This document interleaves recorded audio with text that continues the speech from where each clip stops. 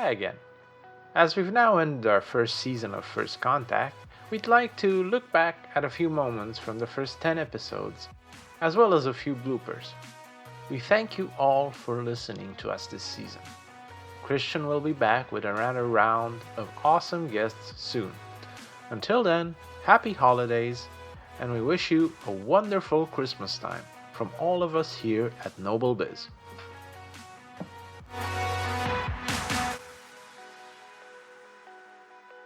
I know, that's the whole thing. It's like, well, if I'm gonna go big. I'm gonna do it right. Hold on, there's a phone ringing in the background.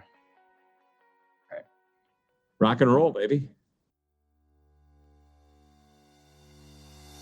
I found that this investment I talk about making the right decisions based upon knowing things all the time, making the right decisions because you're investing your time and effort, and being open and candid and looking people in the eye.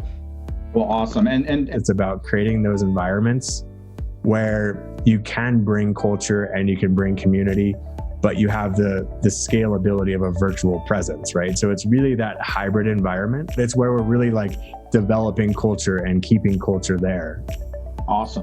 If you can actually say that you know your customers intimately, you're charged with X, Y, or Z results, and you're hitting them or exceeding them on a near regular basis, then I could agree with you. But the mindfulness is always about the customer's results and also staying in front of the customer. Well, that's awesome. I think it's about how we take care of each other as a team, right? So there's all this research today that now quantifies that the better the employee experience, the better the internal culture, the better the training, the support, the leadership, all of those things are really critical to how the employee feels, and that translates into directly what the customer experience is. Well, that's awesome. And those skills of being a great agent do not translate into being a great frontline supervisor, being a great leader. You may be able to manage things, but you have to lead. You have to do both. And there are 6 core competencies that are required in order for you to be successful. But unfortunately, we continue to repeat this stupidity. It's insane. You're a great agent, you're going to be a great supervisor. No, you're not. It doesn't translate.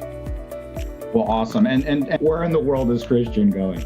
People want truth. And unfortunately, we live in a space where the truth gets cluttered because there is greed, there is pride, there is power, there is money, and you have all these things that kind of push out truth. Well, I'm not driven or motivated by any of those things. You'll learn very quickly, it's not going to work. well, that's awesome.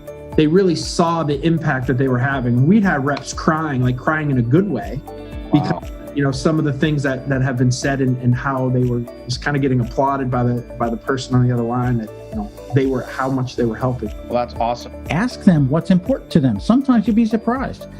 Does it matter to you how long you wait on the phone if we can answer your question on the first try? Oh, well, unless it's a really, really long time, like 45 minutes, I'm okay with that. You might be surprised at what their answers might be. Well, that's awesome. You get somebody on the phone for the first time and they're trying to talk to you. Number one, very few people answer their phone anymore. So when you actually get a live person on the phone, you're like, oh crap, they answered the phone. Now what do I say? Well, that's awesome. The simplest of simple ideas has been around for a while, and some companies just executed it better than others. And that is have the real quick, simple, seamless connection to a human being when there's a problem. And be omni-channel versus multi-channel, which is what most companies are.